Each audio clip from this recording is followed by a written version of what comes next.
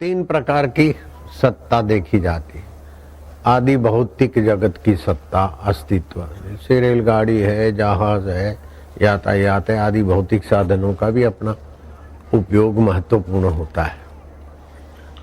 आदि दैविक इससे भी ज्यादा प्रभावशाली है, लेकिन आदि भौतिक और आदि दैविक में कितना भी आदमी ऊपर उठ जाए, विकसित हो जाए, आध्यात्मिक प्रसाद जब तक सदगुरु का नहीं मिला, नहीं पाया, तब तक हिरण्याकश्यपु जैसा सोने का हिरणपुर बना ले पब्लिक के लिए और नजर डालते ही खेत खली पैदा हो जाए, समुद्र रत्ना का रत्न देने लग जाए, पर्वत पहाड़ सोना चांदी रूपा तांबा उगलने लग जाए, फिर भी हिरण्याकश्यपु को तृप्ति नहीं हुई, क्योंकि ये जीवात्मा मूल तृप्त परमात्मा का सनातन अविभाज्य अंग है। जो जिसको स्वरूप होता है उसको मिले बिना उसकी दौड़ पूरी नहीं होती। जैसे समुद्र से पानी उठता है तो कहीं भी पानी गिराओ नीचे की तरफ जाएगा, समुद्र की तरफ जाएगा। छोटी नाली बनेगी, बड़ी नाली में जाएगी, बड़ी नाली और बड़ी नाली में, फिर नदी में, नदी समुद्र में, अथवा बाष्पीभूत होकर वर्षा करके व्यापक होता जाएगा। सूर्य के किरणों में डी विटामिन से विटामिन सी आदि जो होते हैं कितना प्रभावशाली होते हैं कि अल्ट्रासाउंड और दूसरे सेकों से जो टीबी आदि या कैंसर नहीं मिटाया जा सकता, अभी विज्ञानी बोलते हैं कि सूर्य के किरणों से मिटाया जाता। मैं तो कई वर्षों से कह रहा हूं, बच्चे का नाभि छेदन तुरंत करने से और 3 मिनट के बाद करने से, अभी प्रयोग किए किसी ने अपना, सुन के कैसे भी बोले 45% हेमोग्लोबिन उन बच्चों का ज्यादा दिखा जो 3 मिनट के बाद नाभि छेदन किया गया। ओमकार का अ और आखिरी का म, उसके बीच अष्टधा प्रकृति का मनोराज्य आपको नहीं फंसाएगा। काम क्रोध लोभ ये सब शांत रहेंगे, विवेक जगेगा, वैराग्य जगेगा, षट संपत्ति जगेगी। आपकी जो पुरानी गंदी आदतें हैं उसमें फिसलते रहते हैं, उससे निकलने का बल तुम्हारे आत्मदेव में, परमेश्वर तत्व में, गुरु तत्व में है। केवल लौकिक फायदे उठाने की इच्छा छोड़ दो। लोग मंदिरों में, मस्जिदों में, चर्चों में सब जगह जाते हैं, लेकिन रह जाता है कहीं न कहीं, रुकावट में हम रुक जाते हैं। मुल्ला नसरुद्दीन बड़ा बदनाम व्यक्ति था, लेकिन एक बार कुछ फकीरों के संग से ऐसी कुछ बात सीख के आया कि उसने आकर प्रचार कर दिया कि ये धर्म गुरु और मुल्ला मौलवी जानते कुछ नहीं और ठेका लेके बैठे अल्लाह का, भगवान का, गॉड का। ऐसे ही प्रशासन वाले भी कुछ नहीं जानते, दुनिया पर शासन करने की वासना से ही भागे जा रहे हैं। जिस पर शासन करना है उस मन पर, इंद्रियों पर, विकारों पर तो कर नहीं सकते, और दूसरों पर शासन करने की लगाम में, वासना में, ख्वाहिशों में इस्लाम खतरे में, धर्म खतरे में, मार काट करते करवाते हैं। ये अहंकारी लोगों की देन है। समाज में झगड़े, अशांति, राष्ट्र के प्रति, राज्य के प्रति, व्यक्ति के प्रति, ये अहंकार और नासमझी का ही कारण है। उसने अपना जो फकीर से सुनकर आया भाषण करना चालू कर दिया, तो मुल्ला मौलवियों ने, साधु संतों ने, प्रशासनों ने राजा को शिकायत कर दी कि ये मुल्ला नसरुद्दीन बगावती हो गया है, सारे मजहब वालों को कोसता है और प्रशासन को कोसता है। राजा ने बुलाया कि तुमने बगावत का काम शुरू किया, ये शिकायत आ रही है। बोले बगावत नहीं है, जहां पर मैं सच्ची बात कहता हूं, लोग इसे बगावत बोलकर आपको बहकाते हैं। परीक्षा हो जाए, अगर मेरी बगावत साबित हो तो मुझे दंड मिलना चाहिए, और उनकी झूठी शिकायत है तो उनको नालत होनी चाहिए। राजा को बात जच गई। परसों सभा होगी और जो शिकायत करता है मुख्य वही राज दरबार में प्रसिद्ध मुल्ला, मौलवी, उलेमा, कोई धर्म गुरु, कोई फादर, जो भी हो, इकट्ठे कर दिए जाएंगे। और प्रशासन के तरफ से भी जो बड़े बड़े मंत्री अधिकारी हैं। मुल्ला आया, मुल्ला ने कहा ये सब इकट्ठे हो गए, जहां पना एक रहमत करिए, सबको कागज और पेंसिल दिलवाई। मैं एक सवाल पूछता हूं, उसका वो जवाब दे देंगे तो मैं इनकी चरण जूती को सिजदा करूंगा। अगर जरा जवाब न दे पाए तो आप ही नालत करोगे। राजा को ये बात भी जच गई। मुल्ला ने एक ही सवाल पूछा सभी की ओर देखते कि भाइयों, अल्लाह के बारे में, भगवान के बारे में, गॉड के बारे में आप लोग भाषण करते, व्याख्याएं देते हो, आप में से किसी ने अल्लाह को देखा है क्या? गॉड को, भगवान को? वो बात दूर रही, क्योंकि मैंने ही नहीं देखा तो मैं आपकी परीक्षा नहीं ले सकता हूं। लेकिन रोटी को आपने देखा है, खाया भी है, और रोटी से आप बड़े भी हुए। रोटी क्या चीज होती है, मेरा सवाल का जवाब आप अपने अपने कागज में लिखिए और जहां पना के कदमों में रखिए। तो सभी के कागज ना पढ़े जाएं तो खास खास खास खास बीच बीच में से उठा के 5, 25, 50, 100, 200 कागज पढ़ो। सब हुआ कि ये बात तो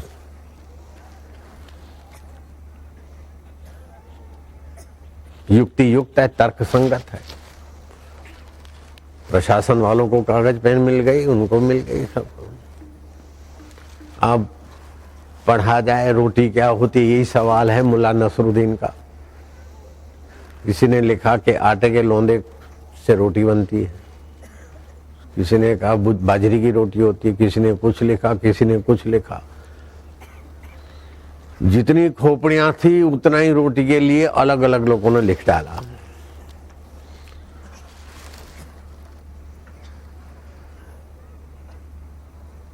जहां पना जिस रोटी को रोज देखते हैं, खाते, उसमें ये एक मत नहीं है। तो अल्लाह के बारे में, गॉड के बारे में लोगों को डांडी पीट कर जो रास्ता दिखाएंगे वो कैसा दिखाएंगे? रोटी के बारे में, जो रोटी खाते हैं उसके बारे में ये सब प्रशासन वाले एक मत नहीं है।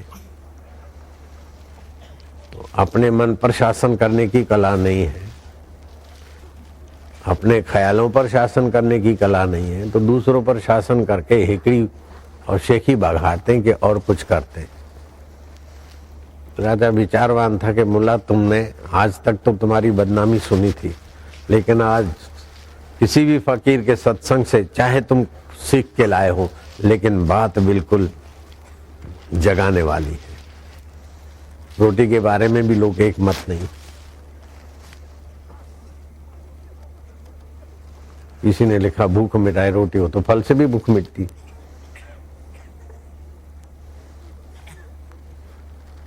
मक्कई की रोटी होती है, ज्वार की रोटी होती है, बाजरे की रोटी होती है। रोटी में एक मत नहीं है। तो जब तक शरीर को मैं मानेंगे और मन, बुद्धि और अहंकार में रहेंगे, तब आप एक मत नहीं हो सकते, क्योंकि एक तत्व के तरफ आपकी नजरिया ही नहीं है। तत्व से वास्तविक में सब एक मत हो सकते। आंख देखती है, सुन नहीं सकती। नाक सूंघता है, चख नहीं सकता। जीभ चखती है, देख नहीं सकती। हाथ और त्वचा छूती है, लेकिन सुन नहीं सकती, बोल नहीं सकती।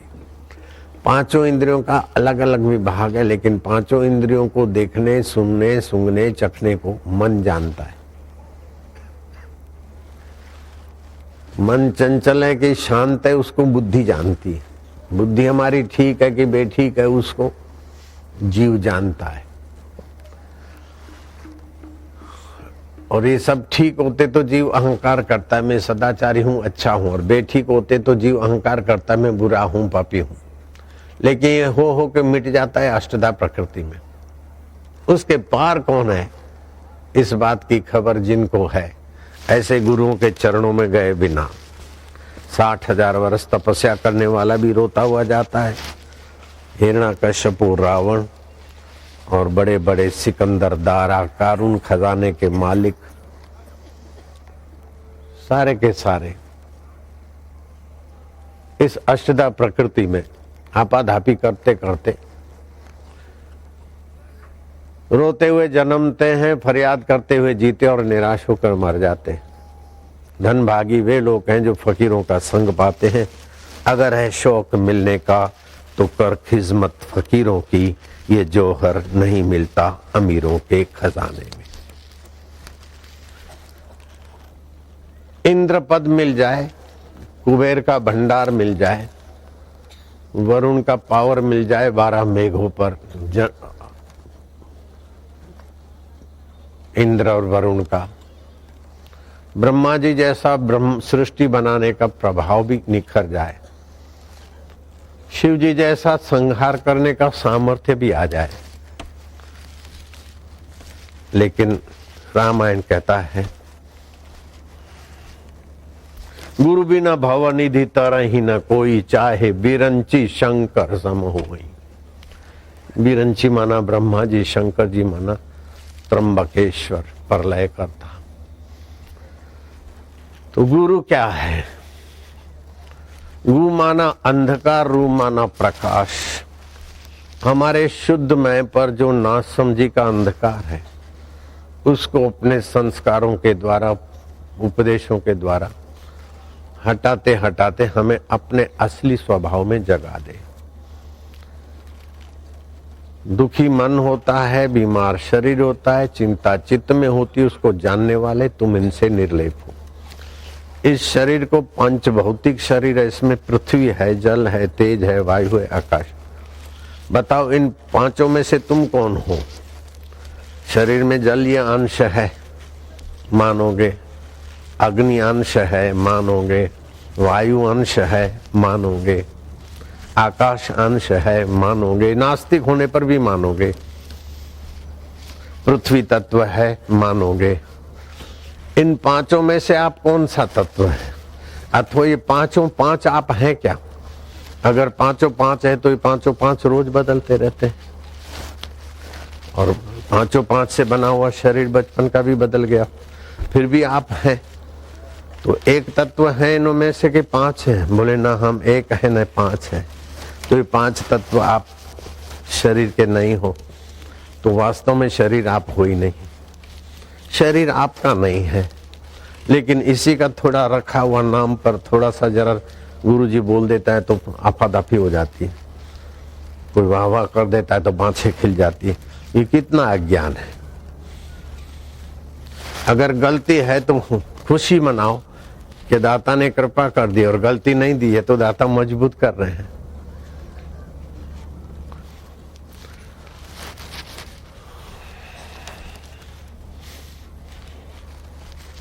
श्री कृष्ण कहते हैं, भैया उद्धव, ये आत्मज्ञान की विद्या थोड़ी सी भी तत्परता से ध्यान से सुने।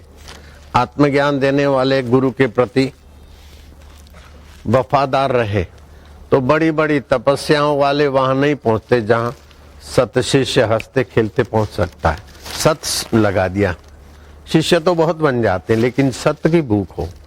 सत्य एक परमात्मा है। अष्टधा प्रकृति बदलती है, सत्य ज्यों का त्यों रहता है। सत्य आदि में था, सृष्टि के आदि में था, अब भी ज्यों का त्यों भरपूर है, और प्रलय होने के बाद भी रहता है। वास्तव में हम असली रूप में देखा जाए तो हम सतरूप हैं, चेतन रूप है, आनंद रूप है। उसी आनंद की झलक खुशी आती, उसी चेतन की झलक से बुद्धि में ज्ञान आता है, उसी सत्य के प्रभाव से हमारा अस्तित्व है।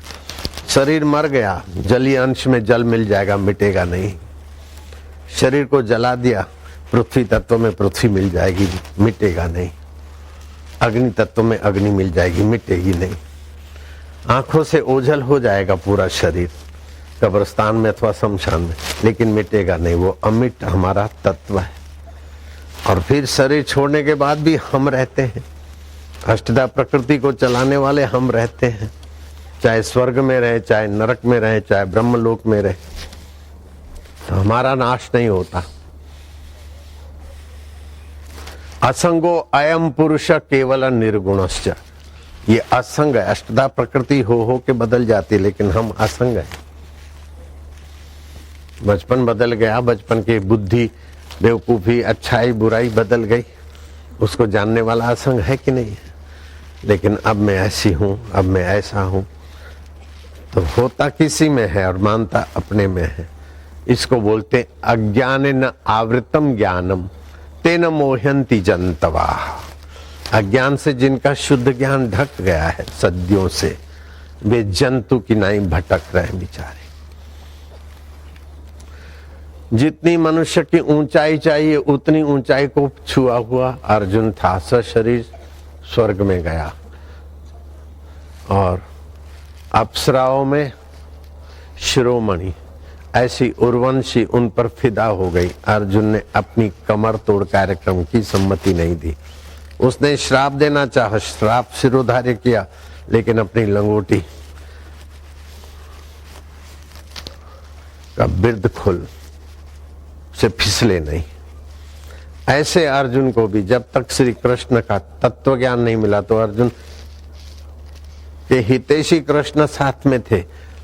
अर्जुन ने कहा सेना के बीच में मेरा रथ ले चलो, ले चले, फिर भी अर्जुन का दुख नहीं मिटा। जब श्री कृष्ण का सत्संग अर्जुन ने समझा, अध्यात्म क्या है, आदि देविक क्या है, आदि भौतिक क्या है, उसकी जिज्ञासा श्री कृष्ण ने जगाई अर्जुन की। और फिर अर्जुन उसमें प्रवेश किया, तब बोलता है नष्टो मोह।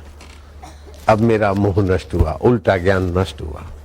नष्टो मोह स्मृति लब्धवा तब प्रसादात मया च्युत, आपके प्रसाद से। तो युद्ध के मैदान में भगवान हितैषी हैं, ऐसे जबरदस्त ऊंचाइयों को छूने वाला अर्जुन है, फिर भी उसको सत्संग मिला और सत्संग के अनुसार विचार करके अपनी वृत्ति ब्रह्माकार करनी पड़ती है।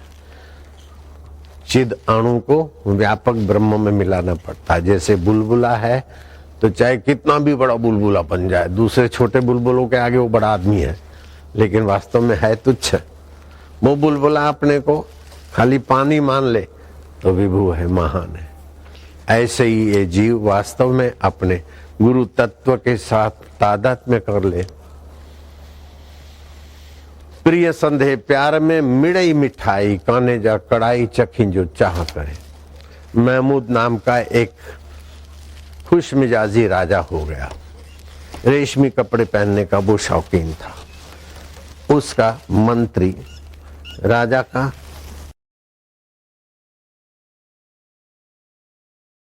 सानिध्य पाने में शौकीन था। दोनों घोड़े सवारी करते हुए जंगल में सैर करते, आखेट आदि जो भी होगा, उलझ गए। मध्य रात्रि हो गई, कहीं रास्ता मिले नहीं। चांदनी रात में इधर से उधर दिशा, कहीं रात को कैसे भी झोंका बोका खा के पड़े रहे। सुबह हुआ, कहाँ है पता नहीं। भूख सताई, कल दोपहर का खाया हुआ था। कोई जंगली फल मिल गया। महमूद ने निकाला छोटा सा जो चाकू था साथ में, 4 टुकड़े किए, 2 मंत्री को दिए, 2 अपने लिए रखे। मंत्री ने चपाट सर के खा लिए। बोले जहां पना और मुझे एक फाक दे दीजिए। 3 हिस्से मंत्री ने खा लिए। अब चौथा हिस्सा महमूद खाने जा रहा था। मालिक आप न खाइए, मुझे दीजिए, मुझे दीजिए। बोले क्या तो मुझे अकेले को भूख लगी है?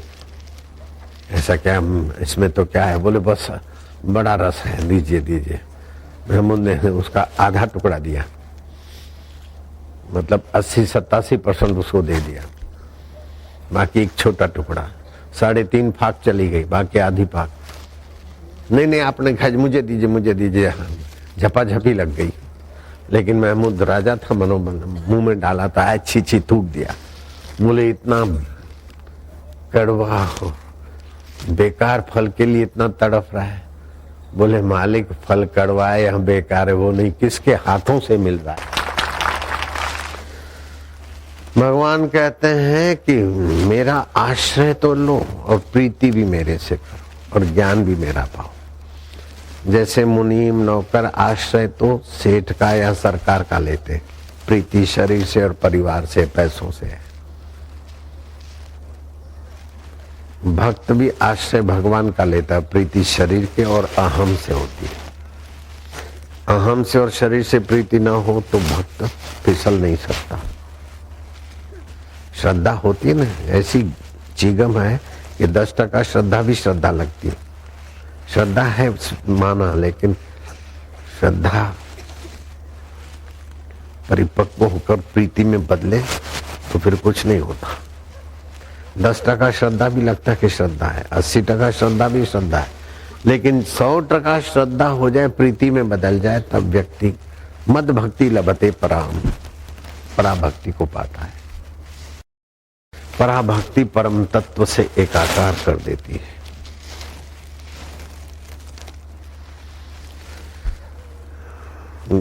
वैदिक भक्ति, गौणी भक्ति, अनुरागा भक्ति, ये अपनी अपनी ऊंचाई उतार चढ़ाव पे है। फिर हिम्मत करके तत्पर हो जाए तो पराभक्ति पे पहुंच जाए।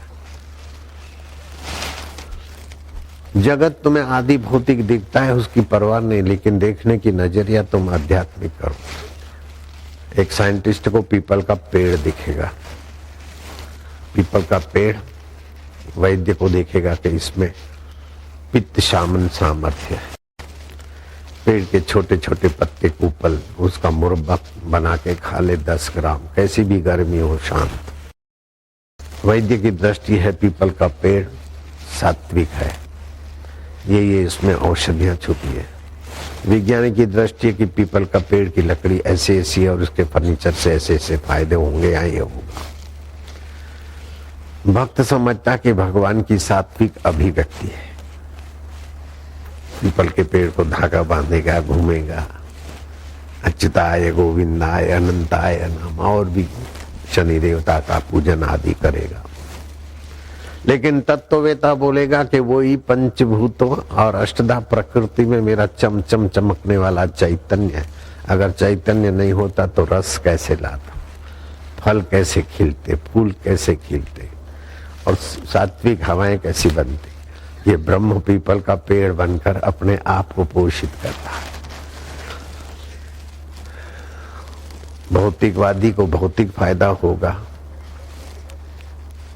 आयुर्वैदिक वादे को आयुर्वैदिक फायदा होगा, भगवत भाल वाले को अपना चित्त निर्माण होगा। और तत्ववेता निर्माण मोहा जित संग दोषा, अष्टधा प्रकृति के संग दोष से मुक्त अपने स्वरूप को ही देखेगा। अब कौन सी नजरिया तुम अपनाते हो उस पर तुम्हारा भविष्य है। किसी को लगेगा कि गुरु हमारे ब्रह्मा है, गुरु विष्णु है, किसी को लगेगा उपदेशक है। लिखते हैं बापू ने ये कहा, परम पूज्य बापू ने ये कहा। जिसकी जैसी नजरिया होती है उस समय उनका चित्त भी ऐसे ही बन जाता है, और जैसा चित्त होता है ऐसे ही दिखता है।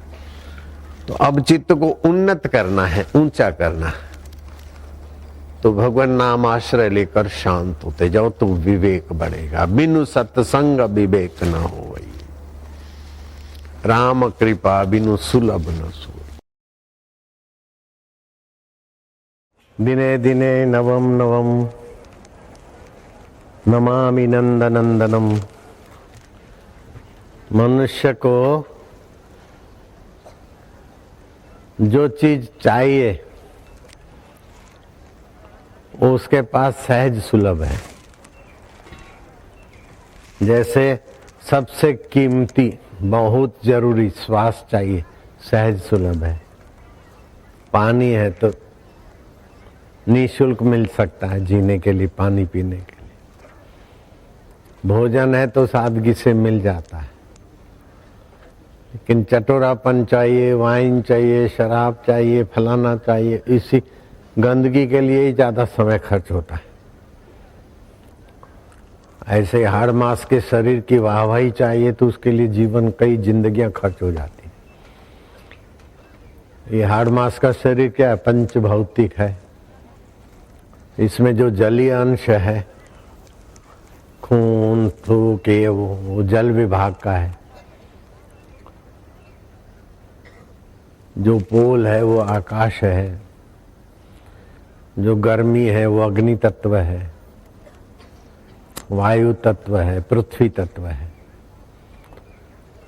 तो ये 5 भौतिक शरीर है। इसमें से आप पृथ्वी हो कि जल हो, तेज हो कि वायु हो कि आकाश हो, इन 5 में आप क्या हो?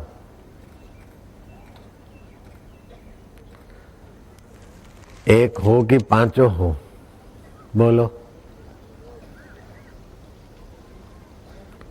बताओ कुछ। एक हो कि 5 हो? तुम 5 हो? न तुम एक हो न तुम 5 हो। रोज जल बदलता है, भोजन पृथ्वी तत्व भी बदलता है, वायु भी बदलता रहता है, आकाश भी बदलता रहता है। और इस शरीर को अगर मैं मानते हो तो ये टिकेगा तो है नहीं। बचपन चला गया, जवानी बदल रही है, तो शरीर तो मर जाएगा। तो तुम एक भी नहीं हो, 5 भी नहीं हो। बिल्कुल पक्की बात है। अगर मैं झूठ बोलूं तो तुम अभी मरो। देर मत करो। तुमको लगता है कि मैं झूठ बोलूंगा? अपने प्यारों की कसम झूठी खाऊंगा? मरे तुम्हारा पाप, दुख, चिंता, अज्ञान, तुम क्यों मरो? तो न तुम एक तत्व हो न 5 तत्व हो। एक को 5 को तुम जानने वाले हो। आकाश का गुण शोभ है, वायु का गुण काम है, अग्नि का गुण क्रोध है, जल का गुण मोह है, पृथ्वी का गुण भय है। जिसमें पृथ्वी तत्व बढ़ जाता है उसको भय बढ़ता है, तो वो दिया जला के रखे, ओमकार का गुंजन करे तो भय कम हो जाएगा। जीवन रसायन पुस्तक पढ़े, भय कम हो जाएगा। जब पृथ्वी की तन्मात्रा बढ़ती है शरीर में, स्वभाव में, तो आदमी भयभीत होता है। अगर जल की मात्रा बढ़ती है, अग्नि की मात्रा बढ़ती है तो क्रोध होता है। आकाश से क्षोभ बढ़ता है, वायु की मात्रा बढ़ने से काम होता है, अग्नि तत्व बढ़ने से क्रोध होता है। जरा जरा बात में गुस्सा आ जाना, चिढ़ जाना। जल से मोह होता है, पृथ्वी से भय होता है, वो तन मात्राएं बढ़ती। तो भय मुझ में है इसका आरोप न करो। पृथ्वी तत्व में भय आया, जल तत्व में मोह आया, अग्नि में काम विकार का आया, अग्नि तत्व शोभ आया तो अवकाश के कारण। तो ये पंचभूतों के अंश हैं। आप इनको सत्ता स्फूर्ति देने वाले हैं। ये सब बदलते, काम आता है चला जाता है, क्रोध आता है चला जाता है, लोभ आता है चला जाता है, मोह आता है चला जाता है, भय आता है चला जाता है। लेकिन आप कभी चले जाते हैं क्या? नहीं जाते हैं। लोग बोलते हैं अनुभूति अनुभूति। अनुभूति सबसे बड़ी है कि हम अमिट हैं और अनुभूतियां मिटने वाली। ये हो गया, ये दिख गया, ये दिख गया, तो अनुभूतियां हो के मिटती है ना। तो जो लोग अनुभूति करने के लिए साधना करते हैं, वे लोग साधना की महानता नहीं जानते। अनुभूति होती है तो होने दो, नहीं हो तो उसका आग्रह मत करो। लेकिन अनुभूतियां हो के बदल जाती, वो कौन है? उसको खोजोगे तो शाश्वत की प्राप्ति हो जाएगी, नित्य तत्व की प्राप्ति हो जाएगी, असंग तत्व की। गीता ने कहा असंगो अयम पुरुष केवल निर्गुणस्य। ये आत्मदेव वास्तव में असंग है और निर्गुण है। निर्गुण भी है और निराकार भी है। तो तुम सब वास्तव में असंग भी हो, निर्गुण भी हो, निराकार भी हो। आकृति पंच भौतिक शरीर की है, गुण भी पंचभूतों में है, अष्टधा प्रकृति में है। तो गुण, दोष और आकृति ये आप नहीं हो, आपके शरीर में है। तो ऐसा ज्ञान का स्वीकृति से बहुत सारे दोष एकदम छू हो जाएंगे, बहुत सारे आकर्षण विकर्षण स्वाभाविक छू हो जाएंगे। किए हुए पाप माह से पिंड छूट जाएगा, किए हुए पुण्यों का अहंता नहीं रहेगी, शरीर में ममता नहीं रहेगी। तो वास्तविक में जो अहम है, जब वास्तविक में जो मैं है उधर आ गए तो अभी अभी निर्दुख हो जाएंगे सदा के लिए। अवास्तविक में मैं है और अहम है, मम है, इसीलिए कितना भी कुछ करते हैं लेकिन अंत नहीं होता, दुखों का अंत नहीं होता। कितना भी कुछ कर ले दुखों का अंत नहीं होता। क्यों? कि दुखालय संसार, दुखालय शरीर को मैं और मेरा मानकर कर रहे हैं, इसीलिए उसका अंत नहीं होता। तो वास्तव में तुम अनंत के अविभाज्य अंग हो। जैसे घड़े का आकाश महाकाश का अविभाज्य अंग है, तरंग समुद्र का अविभाज्य अंग है। मिट्टी के बिना मिट्टी के बर्तन नहीं रह सकते, पानी के बिना बर्फ नहीं रह सकती, लेकिन बर्फ के बिना पानी रह सकता, बर्तनों के बिना मिट्टी रहती है, तरंग के बिना पानी रहता है। ऐसे शरीर के बिना भी तुम रहते हो।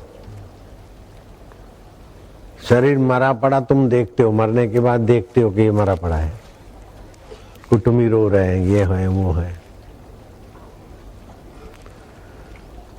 तो दुख आता है तो तुम सावधान नहीं रहते हो, तो दुख के साथ जुड़ जाते तो मैं दुखी हूं। बीमारी आई तो बीमारी के साथ जुड़ गए तो मैं बीमार हूं, बेचैन हूं, परेशान हूं। उसमें मैंपना आप सत्ता दे देते। जासु सत्य ताते कर जड़ माया, तुम्हारे सत्य स्वरूप आत्मदेव से ये जड़ माया का शरीर सच्चा लगता है, बीमारी सच्ची लगती है, दुख सच्चा लगता है, बचपन सच्चा लगता है। सच्चा होता तो टिकता, बचपन तो चला गया, तुम हो तो तुम सत्य हो, बचपन सत्य नहीं है। तुम सत्य हो, बचपन सत्य नहीं, तो बचपन की मूर्खता भी सत्य नहीं है, बचपन की होशियारी भी सत्य नहीं है। ऐसे ही जवानी का काम क्रोध भी सत्य नहीं है, लोभ मोह भी सत्य नहीं है, ये गुण पंचभूतों के हैं। तो सत्य तो तुम हो, लेकिन तुम जिससे जुड़ जाते हो सब सत्य लगते हैं। तुम जिस वस्तु को महत्व देते हो वो प्रभावशाली हो जाती है। आहा कितना अच्छा है, अब इसका महत्व तुमने दिया और तुम्हारा ही रस इसमें प्रवाहित हो गया, तो ये बेकार हो गया। तो तुम सतरूप हो, चेतन रूप हो, रस रूप हो। जिस चीज को तुम महत्व देते हो वो रसीली हो जाती है। तो शरीरों में गंदगी, नाक में लीट भरी है, मुंह में थूक भरी है, आंख से कीचड़ निकलती है, कान से खुरेद निकलती है, नीचे के अंगों से मलमूत्र निकलता है, रोमकूपों से गंदगी निकलती है। लेकिन काम दृष्टि से एक दूसरे को शरीर को महत्व देते हो तो नई शादी वालों को सुंदरी को सुंदरा अमृत पुत्र लगता है और सुंदरे को सुंदरी अमृत की पुतली लगती। फिर जब लड़ते झगड़ते तो बोले राण तू तो चंद्रमुखी नहीं है, तू तो ज्वालामुखी है, तो तू प्राणनाथ नहीं है, तू तो अनाथ है, मेरे को अनाथ कर दिया। फिर लड़ते तो ऐसे लड़ते। तो नश्वर शरीर को, नश्वर संबंधों को, नश्वर विकारों को तुम शाश्वत अगर महत्व न दो तो वो तुम्हें नचा नहीं सकते, तुम्हें रुला नहीं सकते, तुम महत्व देकर रो रहे हैं, ये हो गया, मेरा क्या होगा, मेरा क्या होगा। प्रलय नहीं, महाप्रलय भी तुम्हारा कुछ नहीं बिगाड़ती। कई बार प्रलय नहीं, महाप्रलय, आत्यंतिक प्रलय हुए, फिर भी तुम्हारा अस्तित्व वो मिटा नहीं सकते। भगवान भी तुम्हें मिटा नहीं सकते। शरीर को तो भगवान ने भी नहीं रखा, फिर भी तुम डर रहे हो। क्यों? कि तुम मिथ्या से जुड़े हो। मिथ्या में तो कंपन होता ही रहता है, मिथ्या में तो परिवर्तन होता ही रहता है। तुम कितना भी थामना चाहो नहीं थमेगा। जो भोजन किया उसको थामो, पेट में रखे रखो तो बीमार हो जाओगे। जो भी मिला है पसार होने के लिए, पानी पिया वो भी पसार होने के लिए, भोजन भी पसार होने के लिए, बचपन भी पसार होने के लिए, जवानी भी पसार होने के लिए, दुख भी पसार होने के लिए, सुख भी पसार होने के लिए, सब पसार होने वाली चीजें हैं। लेकिन तुम पसार हुए क्या? अपने को छोड़ के कभी गए क्या? नहीं गए। तुम्हारे आगे से सब पसार हो गया, तुम पसार नहीं होते, तुम नित्य हो। तुम अपने आप के साथ नित्य रहते हो, अपने को छोड़कर 2 मिनट के लिए भी कहीं नहीं जाते हो। गहरी नींद में भी अपने में ही हो जाते हो। इंद्रियों से हटकर मन में आ गए, मन से हटकर बुद्धि में आ गए, बुद्धि से हटकर जीवत्व में आ गए, जीवत्व से अनजाने होकर अपने आप में आ गए, अपने ब्रह्म स्वभाव में आए। अपने ब्रह्म स्वभाव से जीव का स्फूर्णा हुआ, बुद्धि का हुआ, मन का हुआ, इंद्रियों का हुआ, जगत का व्यवहार हुआ। रोज एक था राजा, वही परमात्मा राजा, तुम्हारा आत्मा तुम। एक थी रानी, उसकी सुरता वृत्ति, उसी से सारा पसारा हुआ। एक था राजा, एक थी रानी, शुरू हो गई कहानी। रोज कहानी शुरू होती है, रोज समेट के अंतर में चली जाती। ऐसे बचपन भी कहानी हो गई, जवानी भी कहानी, दुख भी कहानी, सुख भी कहानी। लेकिन कहानी को जानने वाला कौन है? उसको अगर खोजे तो शांत अवस्था आएगी, और शांत अवस्था से बाप रे बाप कैसे कल्याण हो जाता है, कितना फायदा हो जाता है, उसका तो मैं आपको कितना भी बताऊंगा कम होगा। तो अब एक सुंदर उपाय है कि आप दुख नहीं चाहते हैं,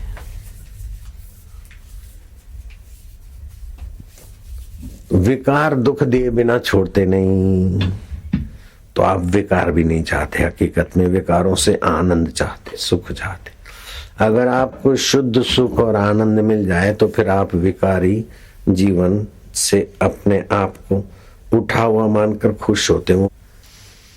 सबसे नीच में नीच मनोवृत्ति उसी की होती है जो अपनी हानि करके भी दूसरों को सताए, दूसरों को दुखी करके मजा ले।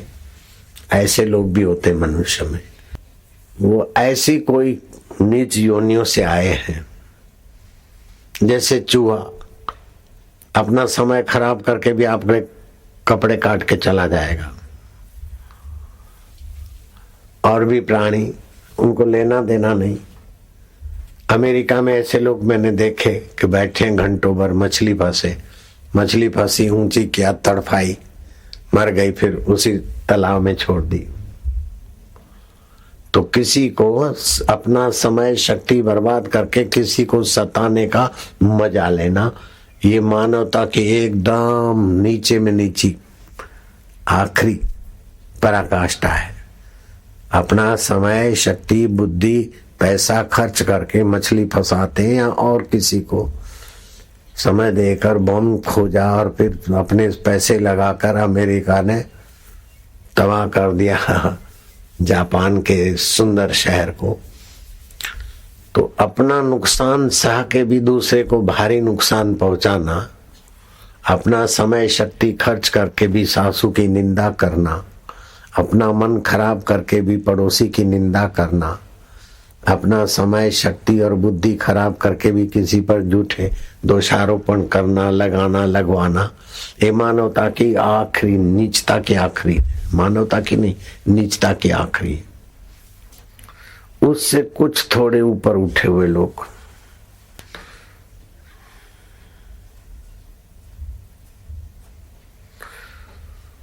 अपनी जान और अपना सब बचाकर दूसरों की हानि होती हो तो कोई बात नहीं, लेकिन अपने को फायदा तो हो रहा है ना। अपनी हानि को बचाकर दूसरे को हानि देकर भी लौकिक फायदे में जो उलझे हुए हैं, वो छठे नंबर के होते हैं। पांचवें नंबर के वे होते हैं जो अपने लाभ के लिए दूसरों को हानि पहुंचाए तो कोई बात नहीं, अपना लाभ होता हो। और चौथे नंबर के ये हैं कि अपने लाभ में दूसरे की हानि, चलो क्या करें, सहना पड़ता है, नहीं होती तो अच्छा है, लेकिन अब क्या करें।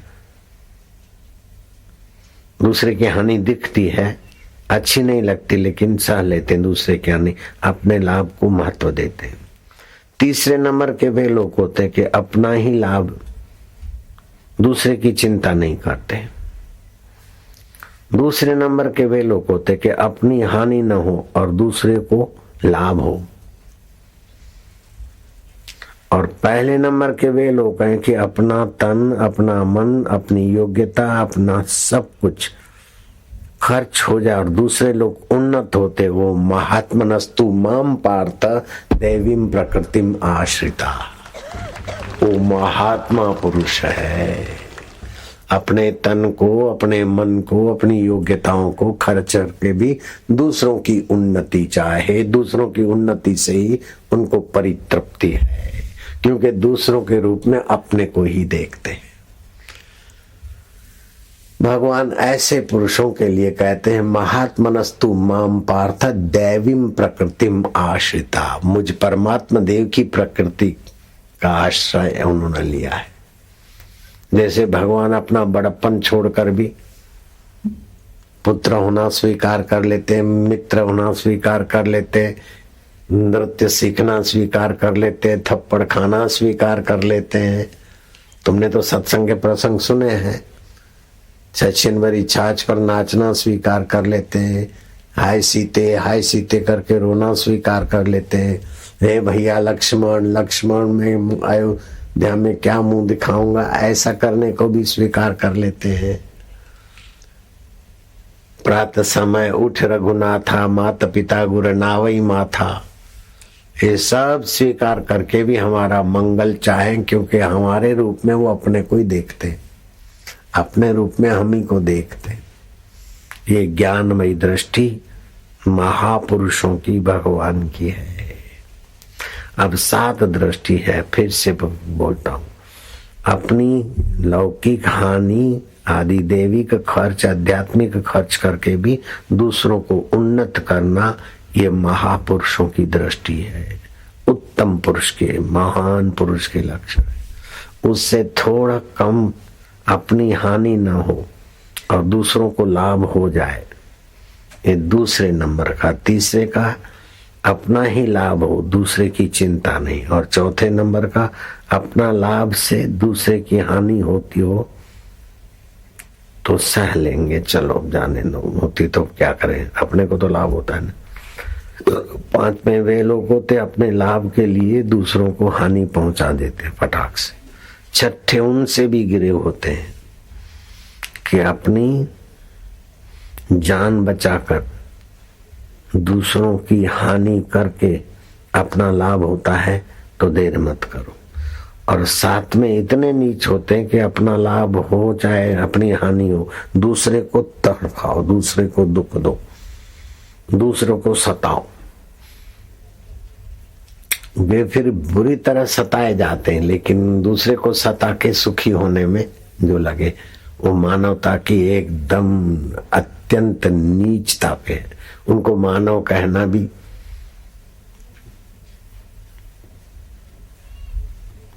मनुष्य रूपे मृगाश्चरन्ति, मनुष्य रूपे वो पशु है, असुर है। आसुरम भावम आश्रिता।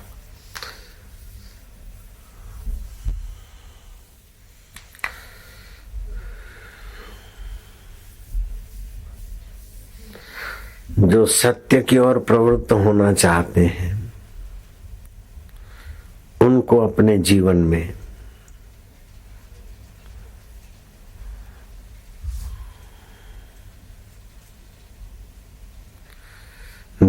देह, मन और वाणी,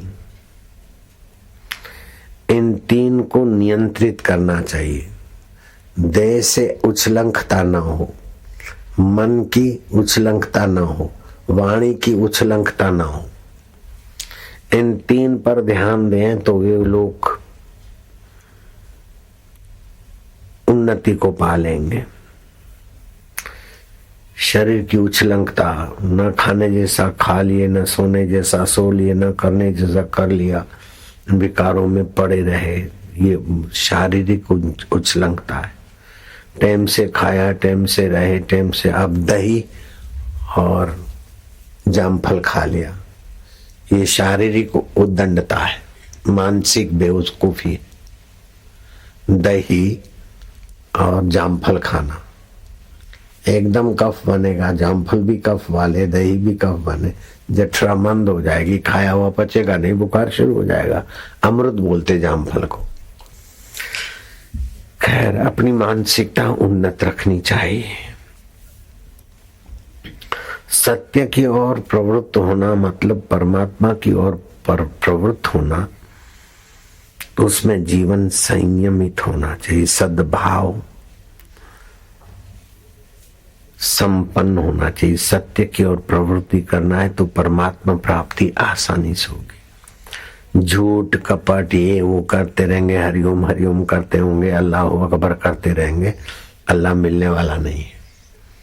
अल्लाह सत्य स्वरूप है, भगवान गॉड सत्य स्वरूप है। सत्य का आश्रय लो, सत्य बोले, झूठ त्यागे। बोले झूठ के बिना काम नहीं चलता, बिल्कुल बेवकूफी की बात है। झूठ के बिना काम नहीं चलता तो सतत झूठ बोल के दिखाओ। भूख लगी है, बोलना नहीं। भूख लगी और झूठ बोलो नहीं लगी है तो भूखे मर जाओगे। झूठ के बिना काम नहीं चलता, ये बिल्कुल झूठ बेवकूफी है। सच्चे आदमी तो सच्चे को चाहते हैं, लेकिन झूठे बेईमान आदमी भी सच्चे को चाहते हैं। झूठा बेईमान सेठ भी नौकर ईमानदार चाहेगा, बेईमान पति भी पत्नी से ईमानदारी चाहेगा, बेईमान नेता भी अपना सेक्रेटरी और अपना नौकर ईमानदार चाहेगा। ईमानदार तो ईमानदार को चाहते, लेकिन बेईमान के हृदय में भी ईमानदारी का आदर है। इसलिए बेईमानी के बिना काम नहीं चलता, ये भरम निकाल देवे।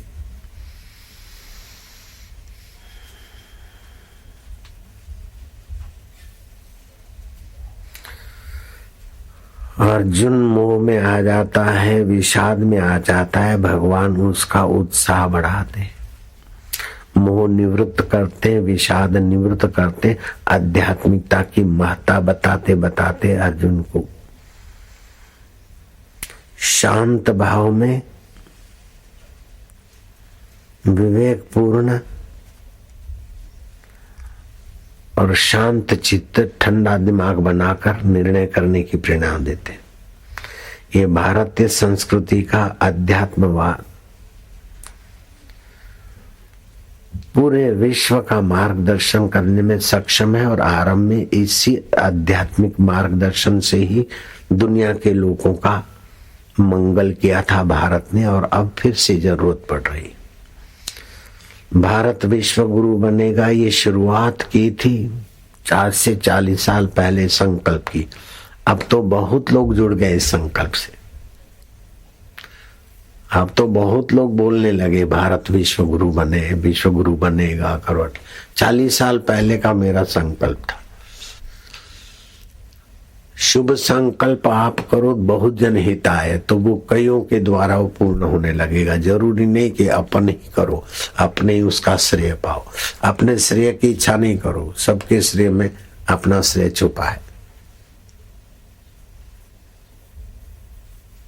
विवेकानंद ने कहा था, गांव गांव गली गली घर घर में साक्षरता मेरा उद्देश्य है। अगर मैं ये पूरा नहीं कर पाता हूँ, मिशनरी वालों मुझे मेरे पीछे लग गए और बदनाम कर रहे हैं, तब भी मेरा संकल्प ये पूरा होगा कि भारत में साक्षरता का अभियान चलेगा। साक्षरता के द्वारा लोग पढ़ लिख के अपने अधिकार की रक्षा, दूसरे की रक्षा में प्रवृत्त हो। आज हो रहा है। जो सातम आए या एक नंबर का मनुष्यता की ऊंचाई पर है, उसके संकल्प में बड़ा बल होता है। सर्वांगी सफलता चाहते हो तो आत्मा की अनंत शक्ति से जुड़ जाओ। पंचभूतों में जो शक्ति है वो भी आत्मदेव की है,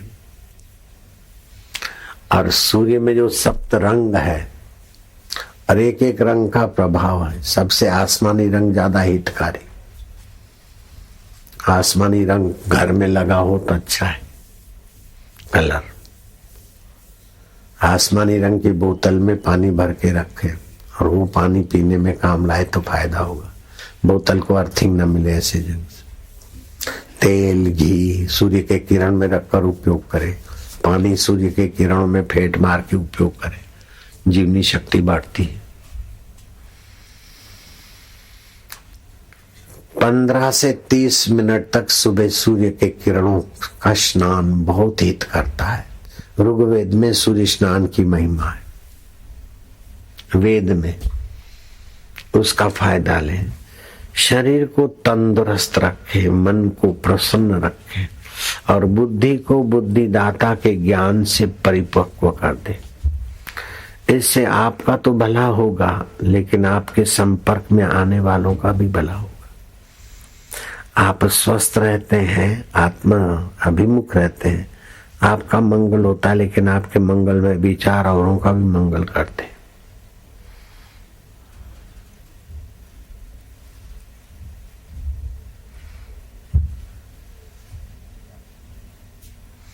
जो लोग अनुभूति चाहते हैं तो तुम्हारा निसंकल्प शांति भंग ना हो। अनुभूति में तो शांति भंग होगी।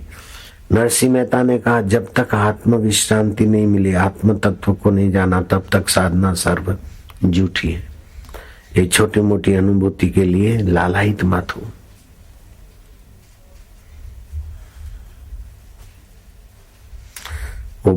सच्ची अनुभूति तो यह है कि वास्तव में ये जो 5 भूत हैं उनका अस्तित्व नहीं है। परमात्मा सत्ता में ये फुरफुराते हैं, ये फुरफुरा के बदल जाते हैं। काम बदल जाता है, क्रोध बदल जाता है, 5 भूत बदलते रहते हैं, उनके स्वभाव गुण ये सब आके बदल जाते हैं। लेकिन परमात्मा तत्व ठोस है, वज्र से भी ठोस है और आकाश से भी अधिक अचल है।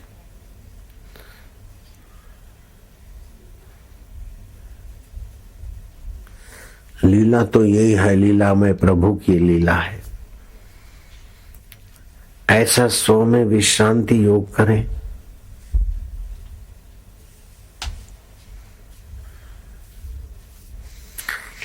तो शुरू में भगवान नाम का जप दीक्षा लेकर जो अभ्यास करते हैं वो प्रारंभिक भक्ति है। उसमें विक्षेप रहता है, मन लगे न लगे, थोड़ा ऐसा वैसा।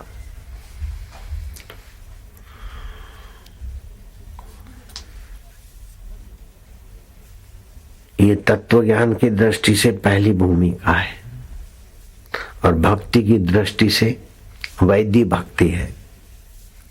अभ्यास करना पड़ता है ना, जप का, ध्यान का, ये आरंभिक भूमिका है। योग की दृष्टि से इसे क्षिप्त अवस्था बोलते हैं, विक्षिप्त अवस्था बोलते हैं। थोड़ा संसार में, थोड़ा भगवान में।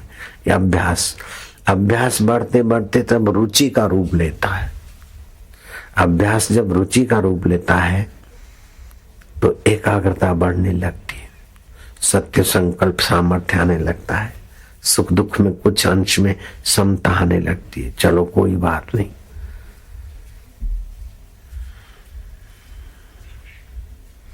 वे ज्ञान की दृष्टि से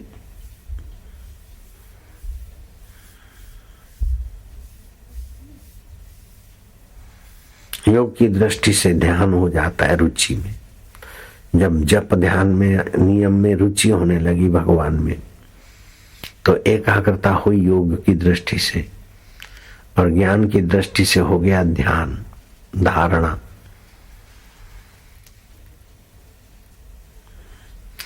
तत्व ज्ञान की दृष्टि से दूसरी भूमिका हो गई, और भक्ति की दृष्टि से भगवत साधना होने लगती।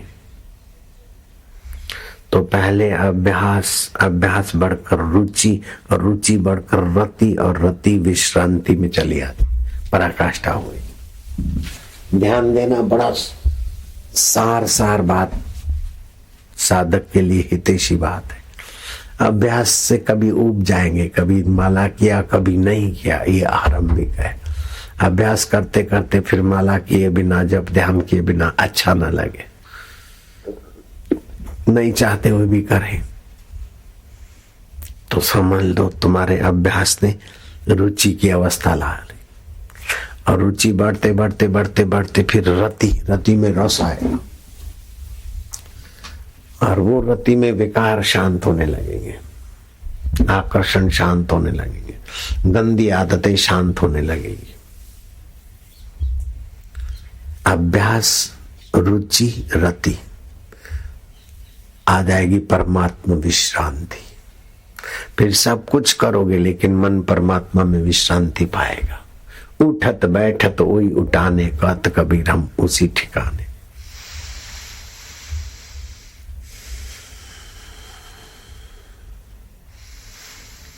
श्री कृष्ण ने कहा अभ्यास योग युक्ति न चेतसा नाने कामीना।